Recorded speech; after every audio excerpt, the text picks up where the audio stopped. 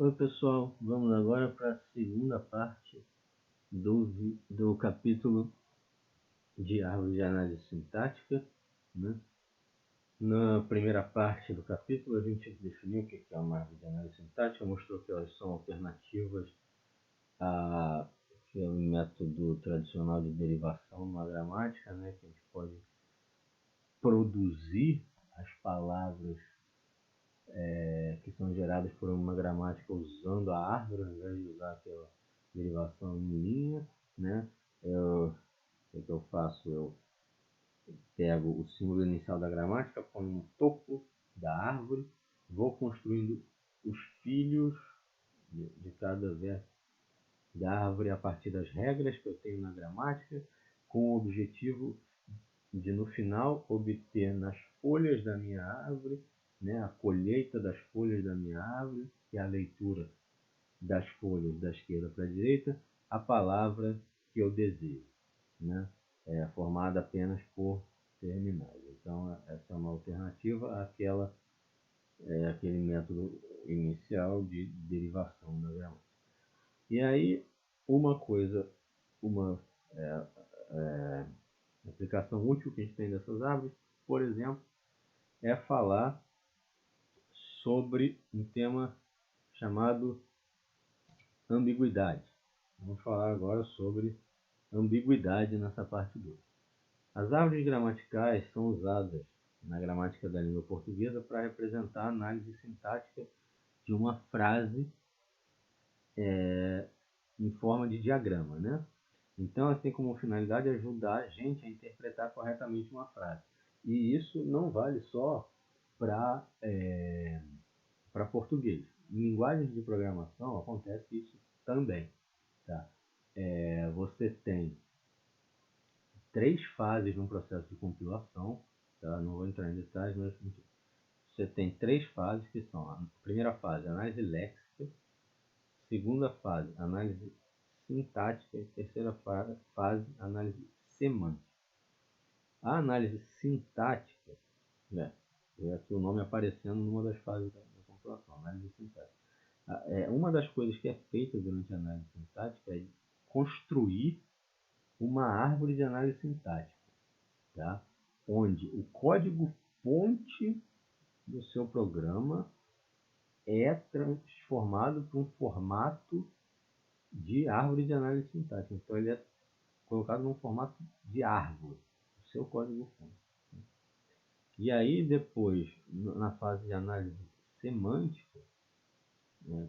Semântica é o significado, né? Que ele vai realmente inferir qual é o significado do seu código, do seu programa, que tipo de coisa ele faz ou deveria fazer. Ele analisa justamente o formato dessa árvore ou de trechos da árvore, pedaços, né, sub-árvores, etc.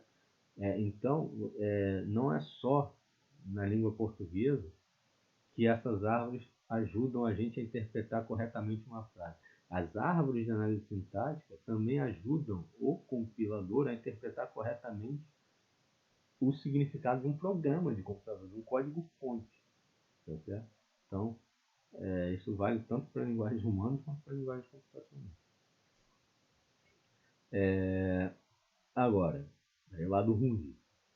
É preciso não esquecer que é possível escrever sentenças gramaticalmente corretas em português que, no entanto, admitem 2 interpretações distintas. Então, assim, só o fato de estar sintaticamente correto, sem erro em português, não significa que está bem escrito. Isso é uma coisa, inclusive, que vocês deviam levar para a vida de vocês, porque tem muita gente que escreve e fala: não, pô, mas eu escrevi certo. Cara, você escreveu certo, mas isso não é suficiente. Escrever certo do ponto de vista gramatical nem sempre é suficiente.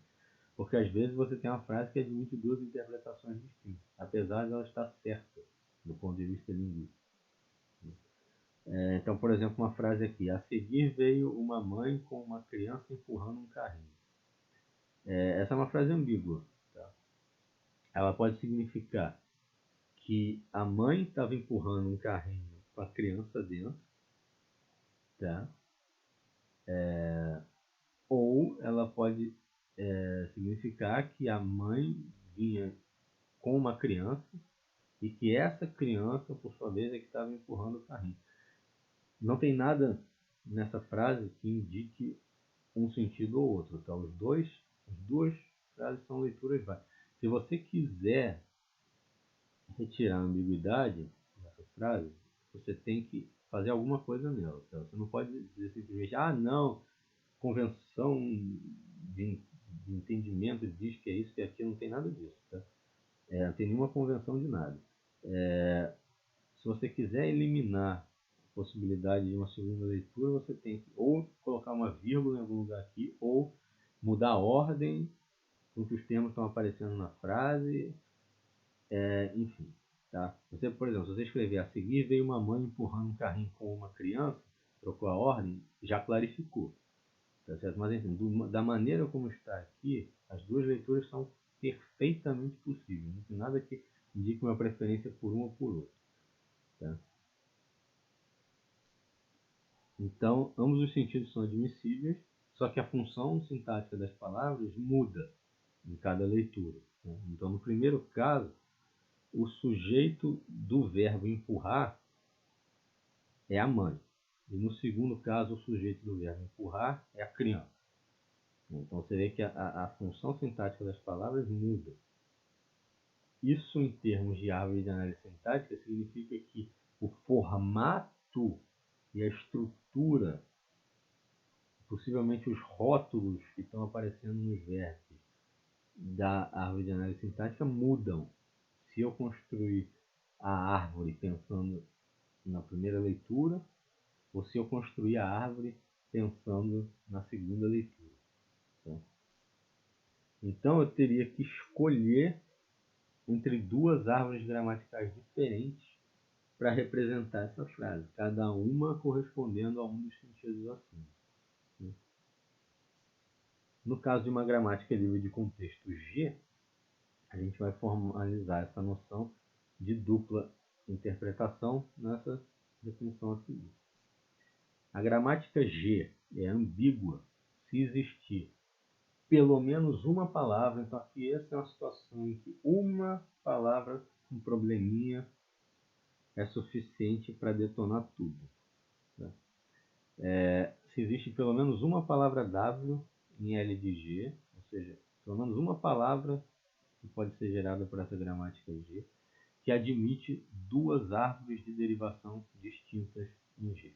Então basta ter uma palavra que admita duas árvores de derivação diferentes, a gramática inteira já é considerada ambígua. Tá? Para um compilador de uma linguagem de programação, uma instrução que admite duas interpretações distintas pode ser um desastre. Na verdade, não só pode ser um desastre, como certamente é um desastre. Tá? Porque você não pode... Um computador, uma coisa que um computador não tem é essa... assim, uma coisa que a inteligência do computador é diferente da inteligência humana, é essa coisa da contemplação. O computador não contempla. O computador é um burro de casa, né? Ele segue ordens e segue em linha reta e vai, tem mais comandos para executar, e mais comandos, e mais comandos, e mais comandos. Não posso parar, não acabaram meus comandos. Não tem.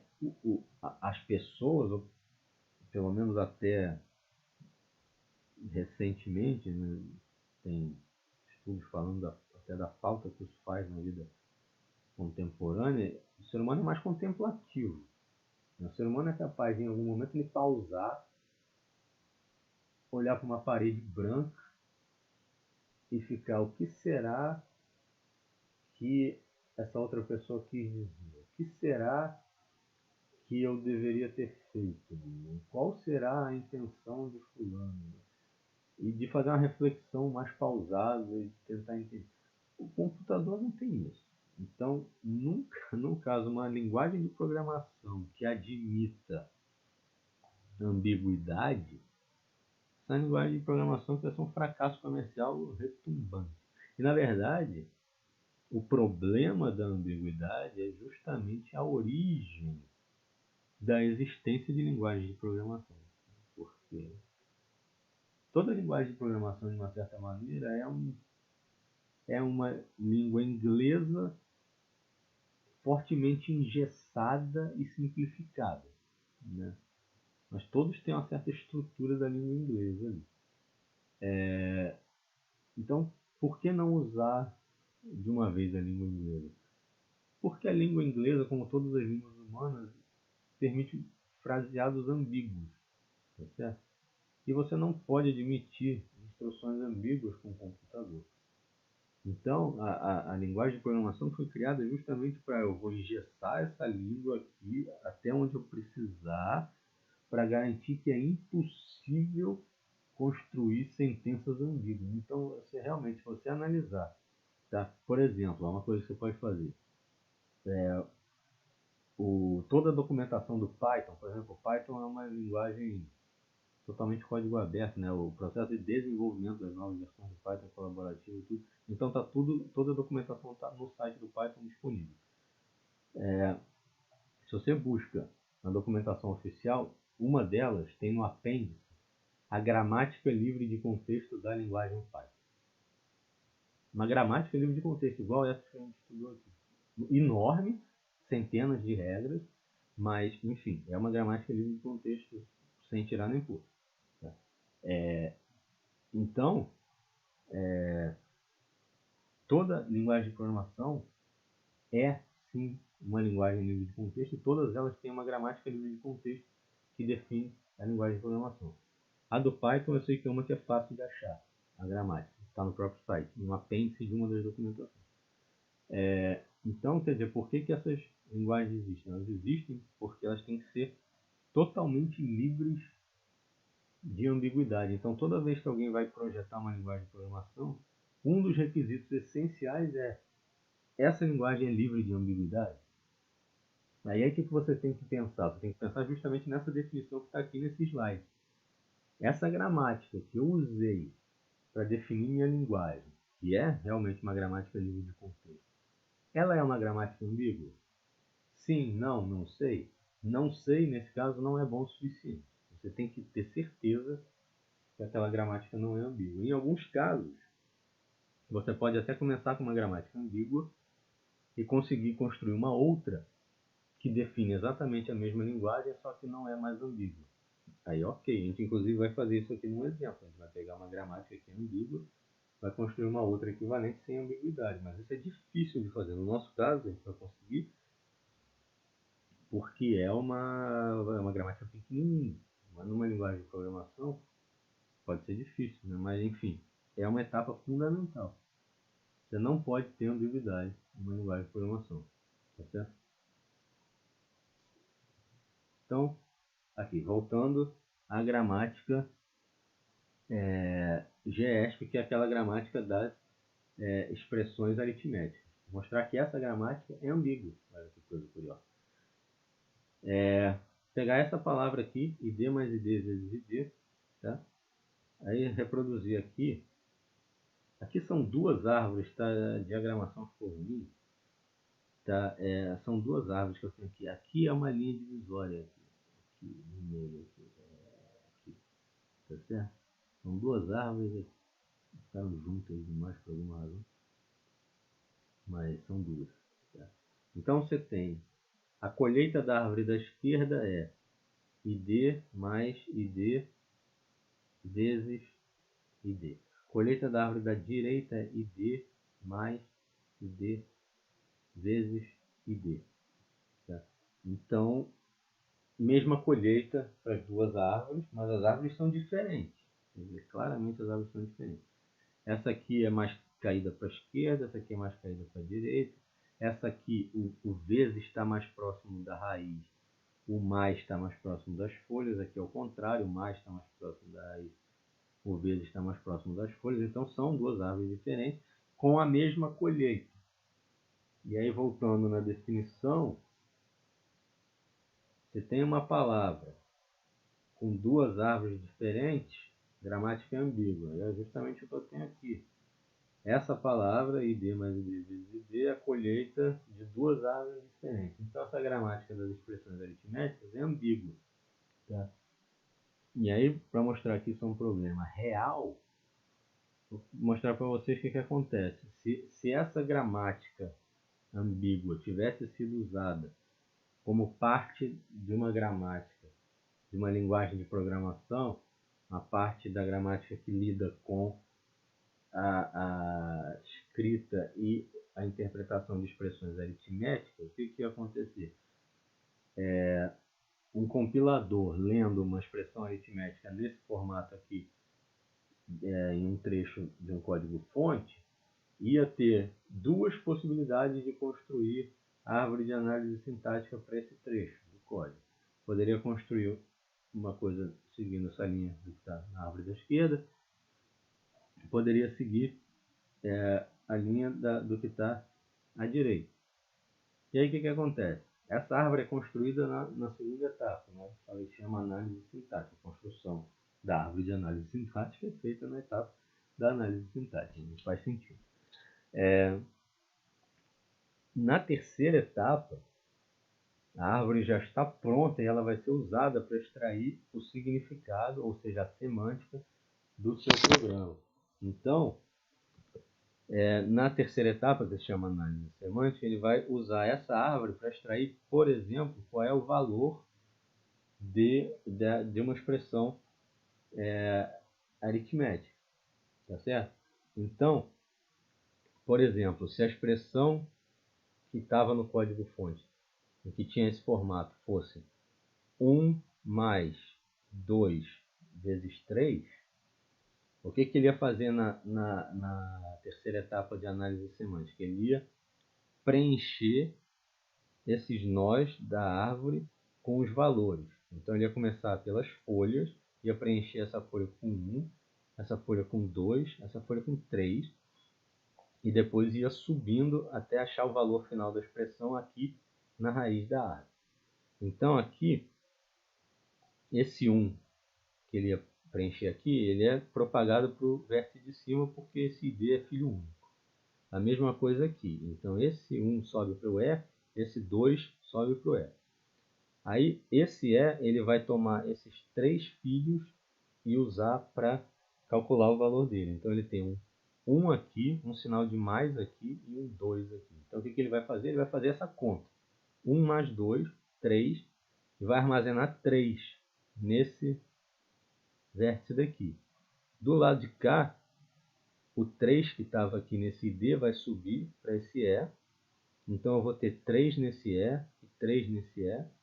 E aí aqui o de cima, ele vai ver um 3 aqui, um vezes aqui, um 3 aqui, vai fazer a conta, vai guardar 9 na raiz.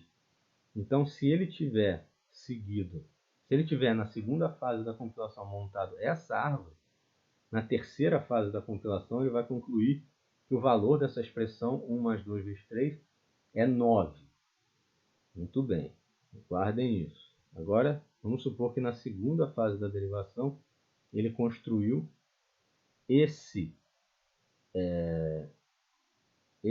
essa árvore da direita. Então, ele vai botar aqui, nesse primeiro ID, vai botar 1, nesse segundo vai botar 2, nesse terceiro vai botar 3. Então, esse 1 vai subir direto para esse E, esse 2 vai subir para esse E, esse 3 vai subir para esse E. Aí esse E, ele vai pegar 2 vezes 3, vai armazenar 6 aqui. Né? E o E de cima vai pegar esse 1 mais 6 e vai armazenar 7 na raiz. E vai concluir então que o valor dessa expressão, 1 mais 2 vezes 3, é 7. Então, se na segunda etapa da compilação o compilador monta a árvore da esquerda, na terceira etapa ele conclui que o valor da expressão é 9. Se na segunda etapa ele constrói a árvore da direita, na terceira etapa ele conclui que o valor da expressão é 7. E obviamente não pode ser os dois ao mesmo tempo. Um dos dois está errado. Né? Então, você está dependendo que em algumas compilações ele vai calcular corretamente o valor da expressão, em outras compilações ele vai calcular erradamente o valor da expressão. Então você vê que isso não é admissível. Tá certo? É por isso que você não pode ter ambiguidade numa linguagem de programação. Porque se você dá para um compilador a opção de construir duas árvores de análise sintática diferentes para uma mesma expressão ou para o mesmo código, uma delas vai te dar a semântica correta no final, e outra vai te dar uma semântica errada. E aí como é que você controla se ele não está construindo a árvore errada? Você não controla, né? Então por isso que não pode. Qual é o certo aqui? Bom, pela lei da matemática, 1 mais 2 vezes 3 sem nenhum parêntese, eu tinha que fazer o vezes primeiro, 2 vezes 3 e depois somar 1. 7. Então a árvore da direita me daria o valor certo, e a árvore da esquerda, que me dá 9, está me dando o valor errado, né? Então eu teria que retirar a ambiguidade para deixar que para permitir a gramática que construa só a árvore da direita e não possa mais construir essa árvore da esquerda. Tá certo? É fundamental. Então, né, como eu falei, né, o que está acontecendo aqui é que, como ele consegue construir as duas árvores, na verdade ele não consegue determinar, distinguir qual é a precedência correta entre os operadores mais e vezes. Como ele vem fazendo a semântica de baixo para cima, o que acontece? Nessa primeira árvore, ele faz a soma antes de fazer o produto, porque a soma está mais próxima das folhas. Na da direita, ele faz o produto antes de fazer a soma, porque o produto está mais próximo das folhas. Aí dá o resultado correto, porque o correto é fazer o produto primeiro, né? Então, ele consegue ordenar as duas operações dos dois jeitos. Não tem nada orientando ele a como ordenar corretamente suas operações. Então, isso é um problema, né? Então, dito de outra maneira, essa gramática não permite determinar que quando a gente nos depara com id mais id vezes id, a gente tem que primeiro efetuar a multiplicação e só depois somar o produto com a outra parcela da soma. Uma saída possível é tentar inventar uma outra gramática que gere essa mesma linguagem, mas que não seja ambígua, né? A ideia básica consiste em introduzir novas variáveis, porque lembra, aquela gramática só tinha uma variável, a variável é. Então, quer dizer, aquela simplicidade acabou custando caro mais adiante, né? Ficou ambígua. Então, tentar introduzir novas variáveis e novas regras que forcem a precedência correta entre os operadores de mais e vezes. Para fazer isso, a gente compara novamente as duas árvores gramaticais, né, do slide anterior. Na árvore da direita, o id vezes id é obtido a partir da expressão e vezes e, e os vértices que correspondem a esses três rótulos são todos irmãos. Por outro lado, o único vértice da qual descendem todos os símbolos da expressão id mais id vezes id é a própria raiz, né? Lembrando, a árvore da direita é a árvore correta, é a árvore que produz o resultado correto. Então, interpretando essa expressão conforme a árvore da direita, a gente tem que primeiro calcular o produto e depois a soma, né? Foi o que eu falei. Como ele vem subindo, na análise semântica pega a árvore de baixo para cima, aqui ele vai fazer o vezes primeiro, porque o vezes está mais próximo da folha, e o mais por último, né? Está mais próximo da raiz. Então, a ordenação correta é, se você sabe a ordem de precedência dos operadores, você tem que tentar, a partir das regras da gramática, forçar os operadores de menor precedência a aparecerem primeiro, porque assim eles vão aparecer mais próximos da raiz, e os de maior precedência aparecerem por último, para aparecerem mais próximos das folhas. E assim, quando eu fizer de baixo para cima, análise semântica, ser feito na ordem correta. Tá certo? Então, agora, interpretando de acordo com a árvore da esquerda, né, eu vou ter a precedência ao contrário, a soma vai ser feita primeiro, né? Então, como eu falei, a interpretação correta é a da árvore da direita. Então, eu preciso construir uma nova gramática, na qual uma árvore como a que está à direita continua podendo ser construída, mas a que está na esquerda não dá mais, né? Então, a estratégia vai ser introduzir novas variáveis para forçar a precedência correta dos operadores. Tá? Eu vou fazer isso deixando a variável e controlar as adições e criando uma nova variável f de fator para controlar a multiplicação. Então, se o e vai controlar as adições, é importante que o sinal de mais possa ser derivado mais cedo, né, do que o sinal de vezes, para que ele apareça mais próximo da raiz. ficando mais próximo da AI, ele vai ser feito por último. Certo? Então vamos lá, esse é o novo conjunto de regras. Eu falo E vai para E mais F, ou E vai para F. Certo? Então primeiro eu estou colocando todas as somas que eu posso, usando essa primeira regra. Quando eu já coloquei todos os operadores de soma que eu quero, eu sumo com a variável E, usando essa segunda regra. E aí, para cada F que eu criei, no meu processo de substituição, eu posso ir acrescentando meus sinais de vezes. Certo? E eu só consigo voltar para E, onde eu insiro sinais de soma, se eu botar parênteses em volta. Que isso está de acordo com a matemática também, né? Se eu quiser fazer uma soma antes de um produto, eu sou obrigado a botar essa soma entre parênteses. Parênteses força eu inverter a ordem. Mas, entendeu? Então, aqui também, se eu quero botar uma nova soma para ser feita mais fundo na árvore, ou seja, ser feita primeiro antes do produto, eu sou obrigado a botar entre parênteses. Essa regra faz eu ter esse procedimento correto do ponto de vista da matemática. E aí, por fim, eu tenho a regra de F vai para ID, que é os valores individuais, né? Vão estar nas folhas.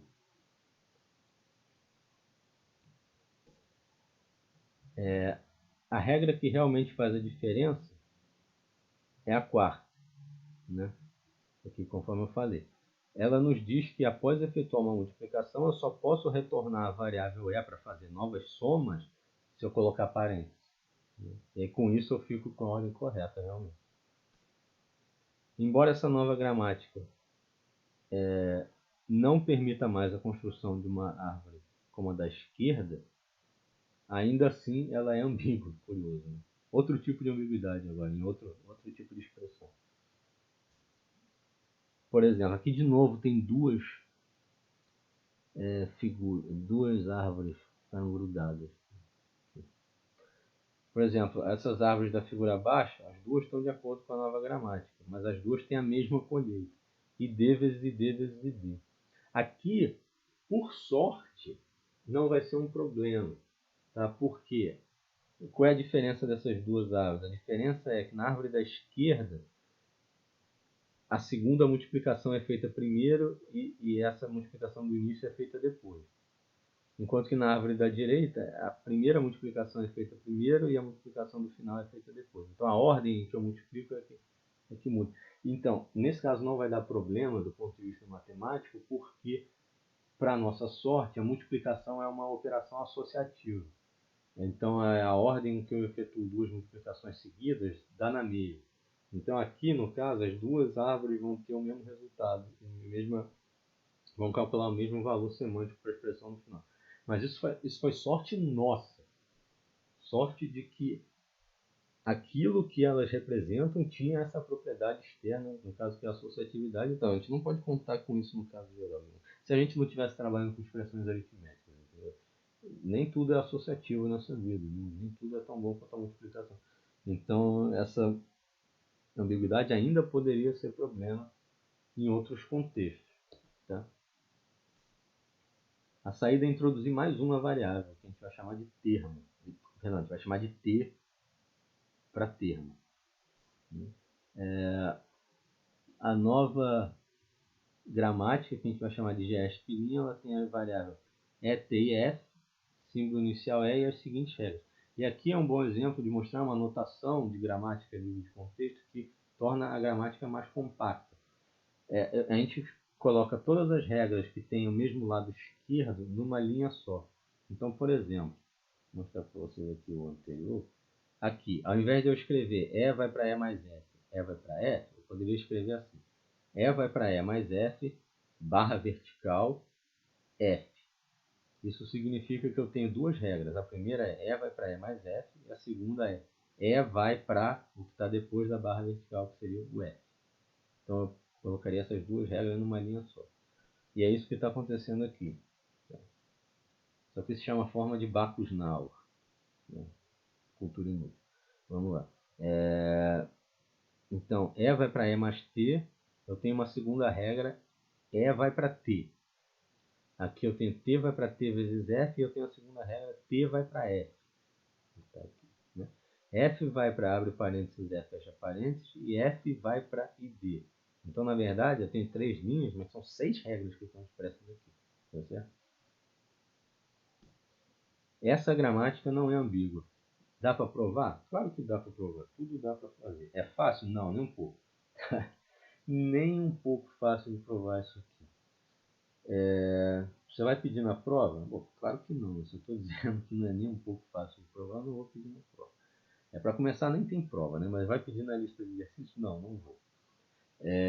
Prove que uma gramática não é ambígua. Você vê que isso é uma daquelas coisas que tem uma certa assimetria, né? Porque, por exemplo, se eu disser, mostre que a gramática tal é ambígua, isso é mais fácil de fazer do que se eu pedir, mostre que a gramática tal não é ambígua.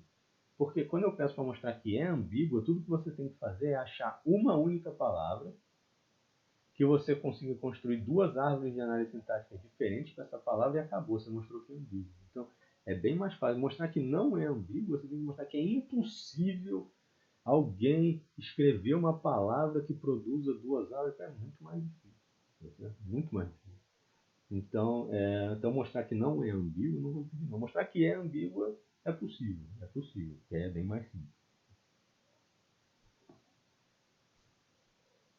E aí, a notícia pior ainda, infelizmente, há linguagens livres de contexto que não podem ser geradas por nenhuma gramática livre de contexto que não seja ambígua. Ou seja, isso que eu fiz de tentar obter uma segunda gramática que gerasse a mesma linguagem que a minha gramática original, mas não tivesse mais ambiguidade, às vezes não dá para fazer. Às vezes todas as gramáticas que geram uma dada linguagem são ambíguas. É uma linguagem meio defeituosinha, assim. Nenhuma gramática que você consiga elaborar para aquela linguagem você consegue remover a ambiguidade. As linguagens são chamadas de inerentemente ambíguas. Então note o seguinte, quando eu falo ambígua, isso é uma propriedade de uma gramática. Tá certo? Eu posso ter uma gramática para uma linguagem, essa gramática ser ambígua, e uma segunda gramática para essa mesma linguagem, essa segunda gramática não ser ambígua. Quando eu digo ambiguidade inerente, eu digo inerentemente ambígua, isso é uma propriedade da própria linguagem em si, porque isso significa que todas as gramáticas possíveis que geram aquela linguagem são necessariamente ambíguas. Tá? Tem aqui um exemplo, tá? Não vou provar, é dificílimo. O exemplo é simples, mas a prova é difícil. De uma linguagem que é inerentemente ambígua, eu posso dar para vocês, mostrar para vocês qual é o espírito aqui, por que essa linguagem acaba sendo inerentemente ambígua. Tá? Chamei de LIN, de inerentemente ambígua. É essa linguagem aqui, a IBJCK, onde ou U igual a J ou J igual a K. Tá? E por que ela é inerentemente ambígua? Enfim, não é uma prova, mas um sentimento, né, de por que ela é inerentemente ambígua foi o seguinte. É porque eu tenho 2 condições aqui, né, em que basta uma delas ser satisfeita. Então, ou a quantidade de A's ser igual à quantidade de B's, ou a quantidade de B's ser igual à quantidade de C's. Né? E aí o que acontece é que para palavras que as quantidades de A, B e C são iguais, eu vou estar satisfazendo as 2 condições. Né? Então eu teria 2 maneiras de construir uma árvore para uma palavra dessas. Né? Uma maneira em que eu busco satisfazer a primeira condição e uma maneira em que eu busco satisfazer a segunda condição. Então, para essas palavras que satisfazem as 2 condições ao mesmo tempo, eu teria 2 árvores possíveis. Então, o sentimento de por que isso é inerentemente ambíguo, isso não é uma prova. Bom, enfim. Isso encerra o nosso capítulo 9, certo? Árvore de análise sintática e ambiguidade. Então, é isso aí. Um abraço.